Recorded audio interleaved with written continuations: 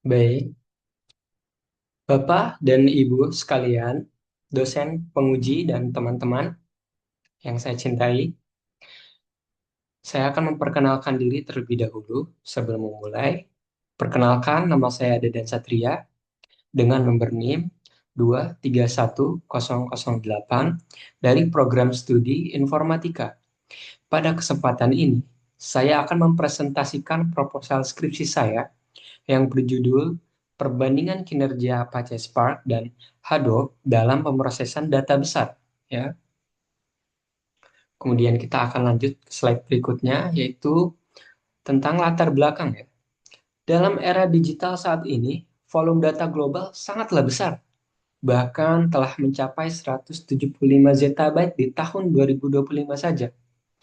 Tantangan big data dapat dilihat, ya, dapat kita lihat dari 5 V, yaitu volume, velocity, variety, veracity, dan value. Banyak organisasi mengelola data dalam ukuran besar yang membutuhkan framework pemrosesan data yang scalable dan memiliki performa yang tinggi. Oleh karena itu, di sini saya membahas tentang pemrosesan data ya. Nah, sekarang kita akan lanjut ke rumusan masalah. Dari latar belakang tersebut, ya, rumusan masalah penelitian ini adalah yang pertama, bagaimana perbandingan waktu eksekusi Apache Spark dan Hadoop untuk operasi sorting, filtering, dan agregasi data? Kemudian, bagaimana perbandingan penggunaan memori antara Apache Spark dan Hadoop dalam pemrosesan dataset yang besar? Kemudian, bagaimana perbandingan throughput data yang dihasilkan oleh Spark dan Hadoop? Dan yang keempat adalah dalam kondisi apa Spark lebih optimal digunakan dibandingkan Hadoop dan sebaliknya. Oke, lanjut. Kemudian, tujuan penelitian. Tujuan penelitian ini adalah yang pertama untuk menganalisis dan membandingkan waktu eksekusi Spark dan Hadoop untuk berbagai operasi data. Kemudian membandingkan penggunaan memori antara kedua framework. Selanjutnya mengukur throughput data pada skenario yang berbeda. Selanjutnya mengidentifikasi kondisi optimal untuk penggunaan Spark dan Hadoop. Lalu yang terakhir, memberikan rekomendasi pemilihan framework sesuai kebutuhan. Kita lanjut. Sekarang kita akan ke landasan teori. Penelitian ini menggunakan landasan teori mengenai Apache Hadoop, yakni framework open source untuk distribusi, storage, dan processing dengan model seperti MapReduce. Sementara Apache Spark adalah Unified Analytic Engine yang mendukung in-memory computing untuk large-scale data processing dengan performa yang lebih cepat dan user-friendly untuk API. Ya, bisa dilihat di slide ini. Kemudian, selanjutnya adalah perbandingan arsitektur. Ya, penelitian ini dilakukan dengan eksperimen pada cluster 5 nodes, yaitu 1 master dan 4 workers. RAM-nya 32 GB per node, storage-nya 500 GB, SSD, CPU-nya 8 core, dan network 1 GB ya, per second. Software yang digunakan adalah Hadoop 3.3 dan Spark 3.4 dan JDK11.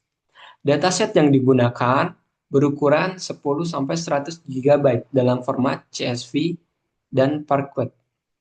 Setiap kombinasi framework, dataset, dan operasi diulang 5 kali untuk memperoleh hasil yang akurat.